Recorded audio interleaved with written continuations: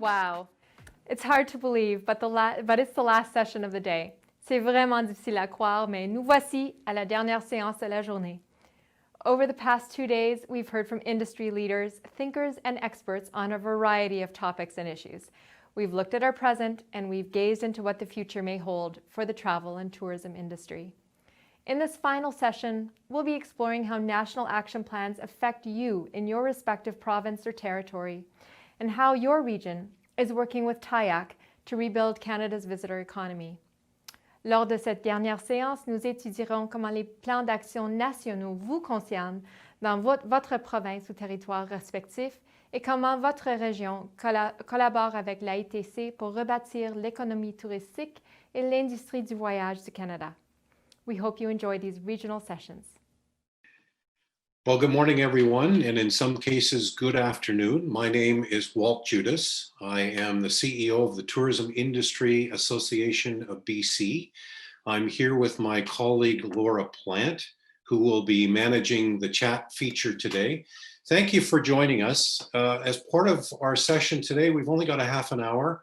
We're looking forward to your questions and your comments as we go through, but I'm going to start with a bit of a presentation to talk about the work that TIABC is doing along with our national colleagues at TIAC, some of the initiatives that we're focused on together, and certainly those that we're focused on individually as an organization within our home province. So let me jump right to it just in the interests of time. These are some of the priorities that we've been focused on virtually since day one. As you can appreciate, some of these fluctuate depending on what's going on at the national level, within governments, within election context, et cetera, but also very importantly, the kind of feedback that we're getting from our members on a regular basis as to what's important to them. So right from the start, as you know, we've been focused on liquidity. We've heard from countless numbers of businesses that are really trying to remain solvent. That started in March when there was essentially a travel shutdown. Businesses were forced to close due to lack of visitors, no revenues, etc. And so those businesses right from the get-go looked to see how they could remain solvent and address some of their fixed cost expenses. Things that we've gone to the provincial government with is looking at ways to either eliminate or defer or reduce taxes, fees, and utilities, among many other measures that would address that whole issue around liquidity.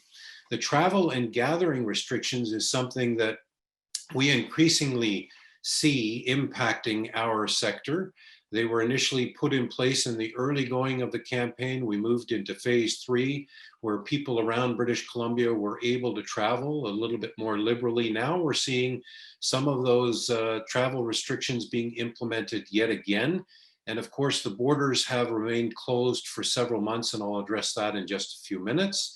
The insurance issue, many businesses are finding they do not have access anymore to liability and other forms of insurance that are necessary to run their businesses.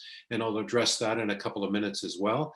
And then looking at various relief programs, the eligibility and uptake of those programs and how they're working. And I'm looking forward to your feedback and your questions on those programs. So with TIAC, we've been conveying messages to the federal government and the provincial government for several months now. These are some of them that we continue to talk to government about. Initially, of course, all of us had hoped that recovery would be months, but we now recognize that instead of a 12 to 18 month window, we're really looking at 3 to 5 years. There are some that are hopeful it'll be sooner than that, particularly with a vaccine or vaccines that are imminent, but nonetheless, we've been hit so drastically as an industry.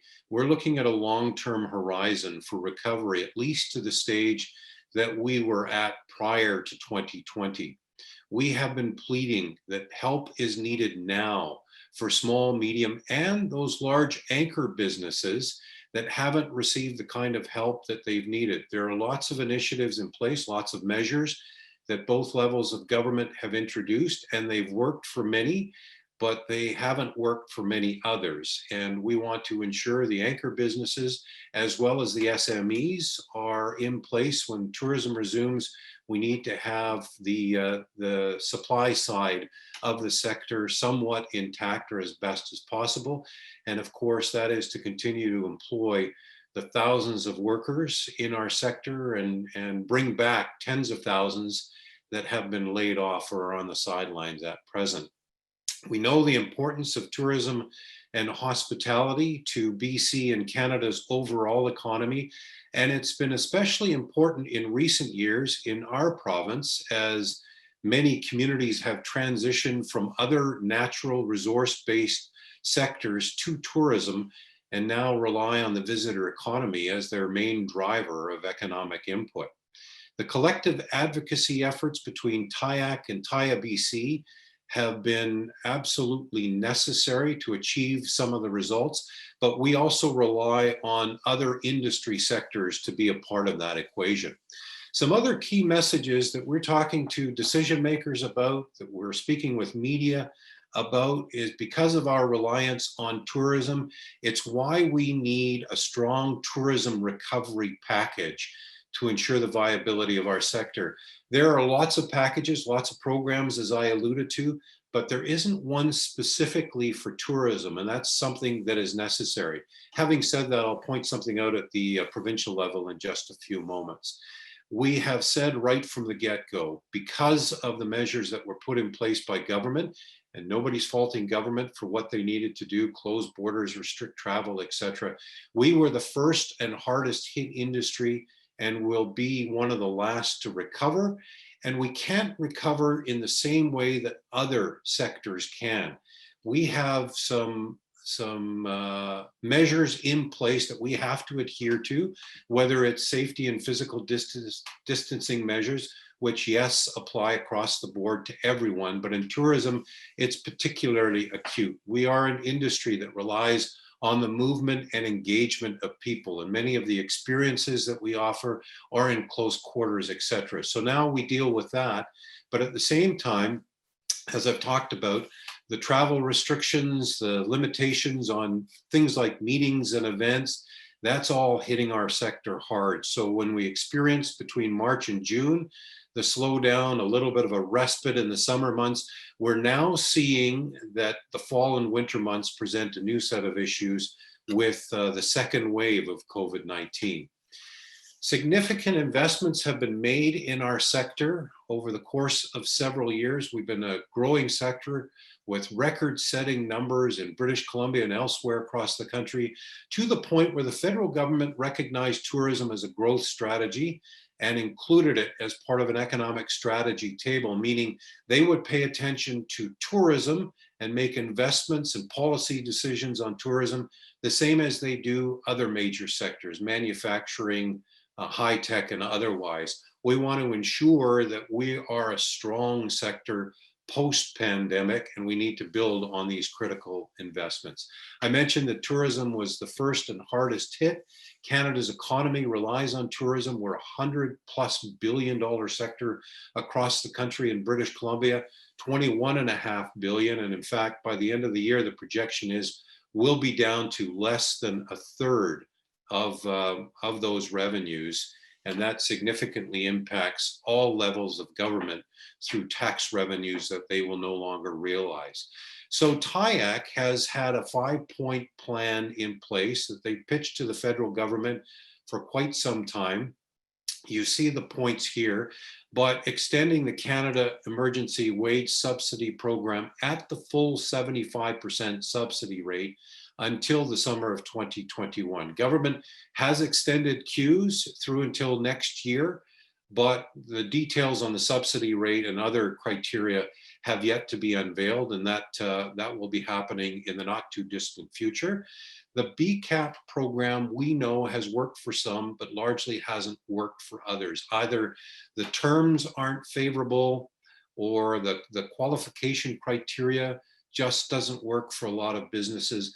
Nonetheless, we're looking at changes to that program with some government guarantees on the loans and a higher forgiveness rate, et cetera. So that's something that TIAC has been forwarding and have gotten the ear of government about. Stimulating the tourism economy through the Tourism Recovery Stimulus Fund. That's looking again at grant programs, not merely loan programs, but really trying to focus on grants that are available with certain conditions. The Business Events Recovery Program, I briefly referenced it a moment ago, but the entire sector of business events, meetings and conventions and major events has been at a virtual standstill, with little to no hope for any help anytime soon, unless we implement some measures that I'll mention in just a couple of moments. But this is a massive sector in our country, and in our province, it's also very, very important part of communities throughout the province, and they really haven't had any help to be able to access thus far. And so a recovery program is necessary, and it drives a lot of international visitation. And there's a whole ecosystem or a supply chain around business events that's important, that's also been significantly stalled. And the last is the Canadian Travel Incentive Program, which TIAC has introduced and has been talking about. This could be in the form of tax credits available to families that choose to travel within Canada, and they could see some relief when they file their income taxes. So TIAC and what we call the Provincial and Territorial Tourism Industry Associations, so it's TIABC and my counterparts from across the country, have been meeting regularly to talk about not only TIAC's plan and what they're proposing to the federal government for programs that are needed or changes to programs, but also to talk about what's happening provincially and territorially, what the issues are, what we need at the federal level, what we need at the provincial level, what ideas we have to support each other. So you see the list of things that we've been discussing, talking about sharing essential information, programs and funding, looking at surveys that we're able to distribute to get the information from people like you that's important for our advocacy initiatives so that we know exactly what we need to focus on.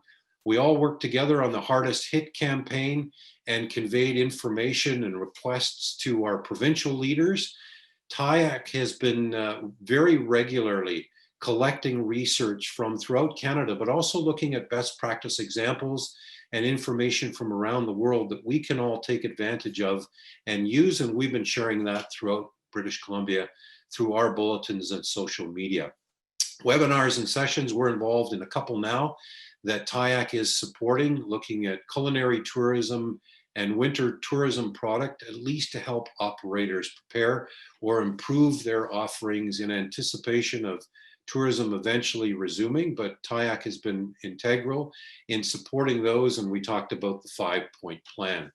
Within British Columbia, many of you are aware, but I'll give you a brief update. The recovery funding that was available, 1.5 billion that the province had talked about, they introduced in September. We put in an ask of 680 million, which was quite an aggressive or assertive ask. Tourism received 100 million as a start. You can see the breakdown of where that money has been allocated. The 50 million, and I'll mention this in just a moment, is under the purview of a tourism task force of which I'm a member. It has been meeting regularly to look at ways and means by which to distribute 50 million for short-term measures to help with some of the issues like liquidity that we're dealing with, to help develop an objective forward around the tourism framework that was introduced by the province a couple of years ago, and also to look at innovative and creative solutions. Our focus has been largely short-term, but let me pause there to pick up on that conversation later and look at the 300 million business recovery grant that was introduced by the province as part of the recovery measures. Up to 40K is available, particularly for the hardest hit tourism businesses. However, we know that some of you will have applied for this recovery grant program. You either haven't yet received funds or been approved, or you're finding the criteria to be very difficult. We put in a brief to government to reference how difficult this has been for tourism operators to access. And here were just a handful of things that we referenced for the government to consider changing. Now, let me back off a step to say we're still in the interregnum period. Cabinet will be named next Monday. A new minister will be in place for tourism, and hopefully some of these decisions will be taken in short order. But here's some of the problematic criteria and recommendations that we put forward to government of things that need to change. Majority of businesses being owned by BC residents, that's been problematic because so many out of province investors have invested in British Columbia companies. They may now own a majority share, but they're still largely managed and run, and the workers in those businesses are from BC. So they pay taxes in BC. They should be, that majority ownership should either be reduced or eliminated. Similarly, businesses operating for 3 years, we had such a good run in tourism for so long that many people started new businesses, took over new businesses, but they wouldn't qualify under this criteria if it's within that 3-year window. So perhaps reduce that to only 1 year or eliminate it again.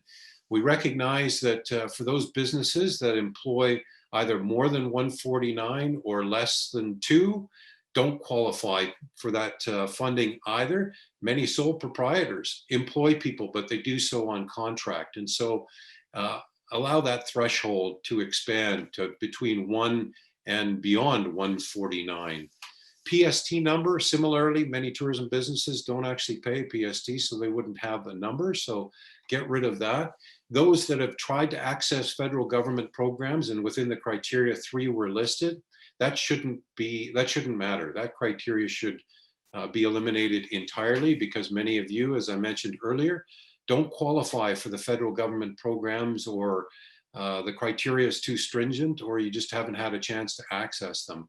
And then the last one, many of you don't know exactly the percentage of out of province visitors that you have. You know, as a seasonal business, or you typically would welcome international guests predominantly, but you don't have that percentage figure and no way to track it. So those are some things that we've suggested to government that they could change.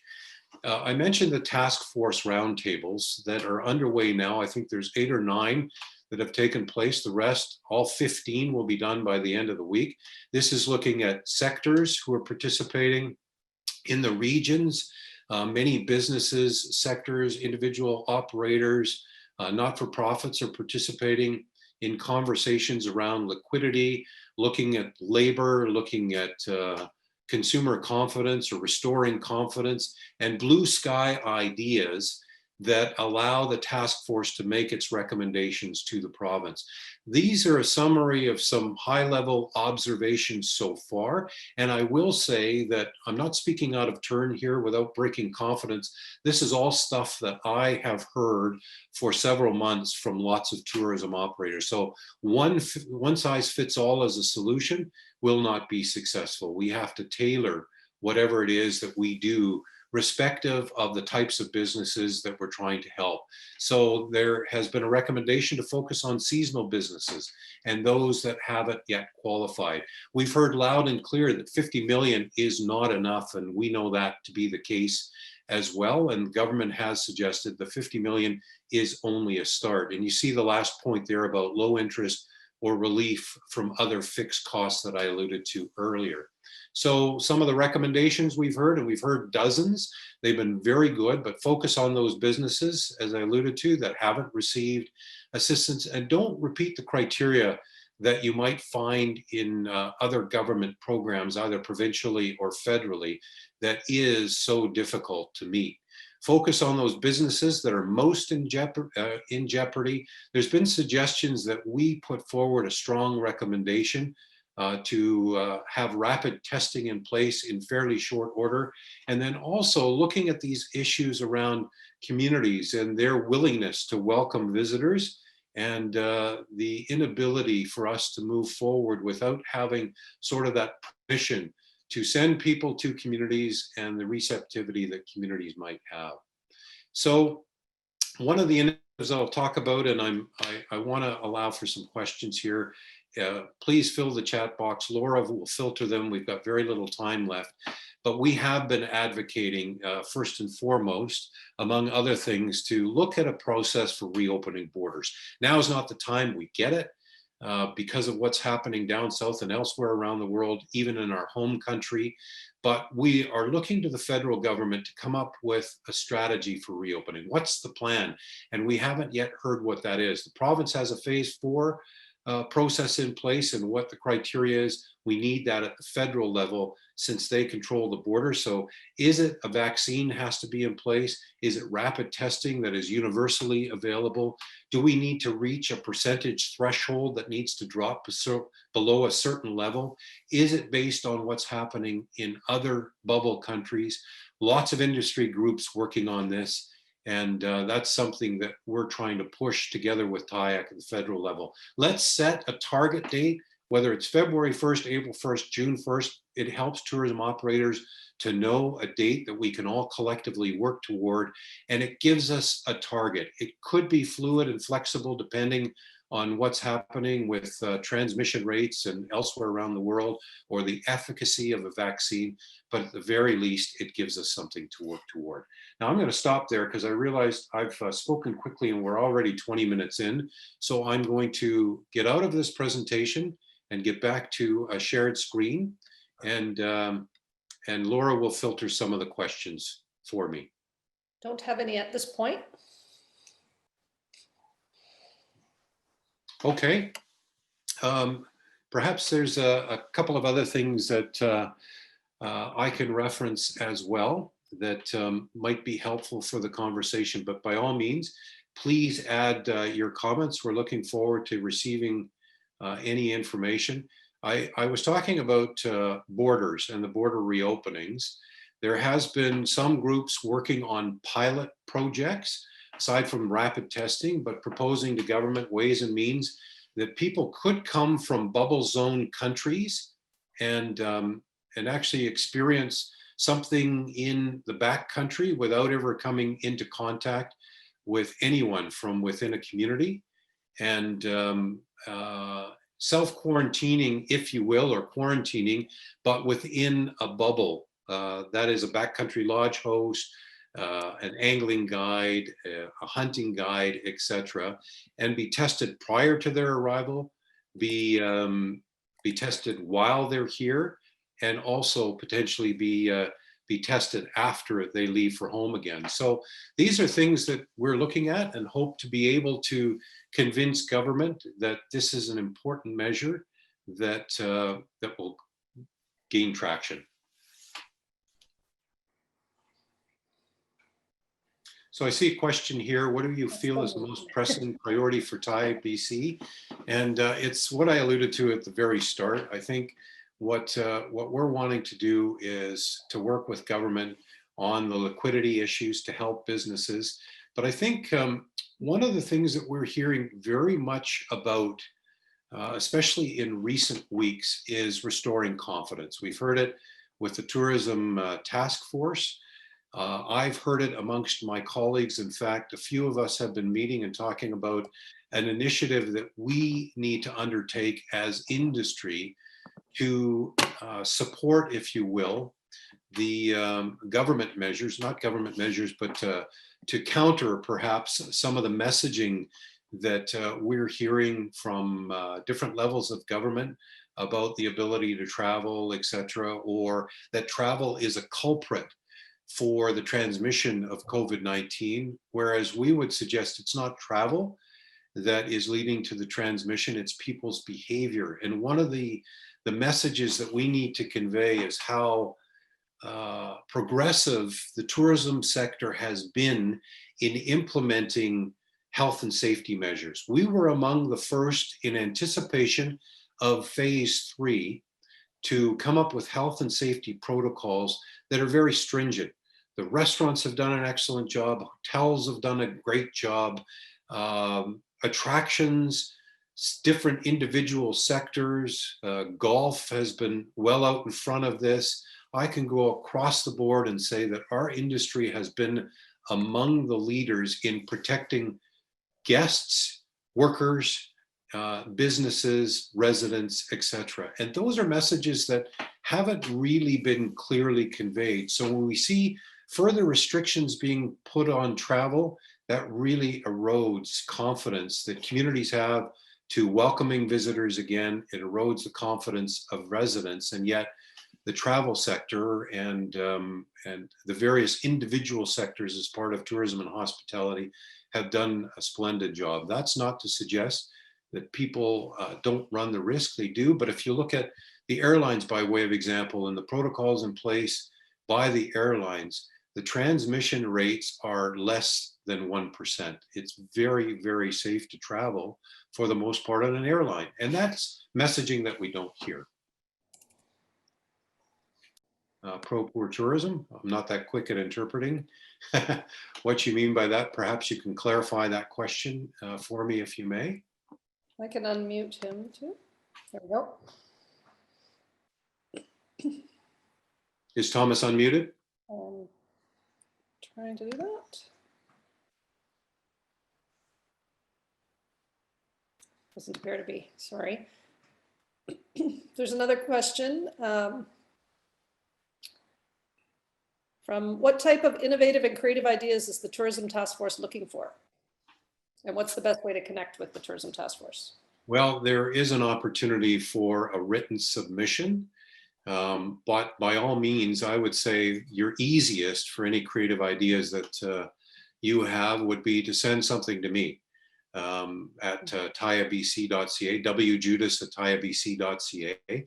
I will be sure that those are conveyed to the rest of the task force. There is an opportunity, as I mentioned, for written submissions. There should be details available through the government website and the Tourism Task Force website. But in order to do so, you need to do that fairly quickly since the roundtable discussions will end this week. And I will say that the task force has recognized that we didn't want to wait till the end of the year to submit our report. So it'll be submitted the first week of December. And that's good timing because the new minister will be in place and will receive a thorough briefing. We just feel that that the priorities are so imminent that we want to speed up the process. So if you do have something to share, by all means. And it covers the gambit of the questions that I talked about. If it speaks to labor, or if it speaks to innovative ideas, or it might speak to liquidity and restoring confidence, those are the areas of focus that we're looking for. Right. Got a question about the meeting and events sector. And should we be optimistic about getting some support from government and health authorities to get to modified events in 2021? I hope so. I think so. There's a meetings and events sector group that has been working for quite some time to propose to government under Section 43 of the Provincial Health Act some new measures or even more stringent measures to be able to ease gathering restrictions and do it on a gradual basis so that we could host events for, say, 100 early in the new year, up to 300, 30 days or 60 or 90 days hence, etc. Making sure that we do testing along the way, that we're proven successful in the measures that we've implemented, but also putting forward all of the things that are part of gathering restrictions now, whether it's PPE, the distancing protocols, but using these venues that we can do those things.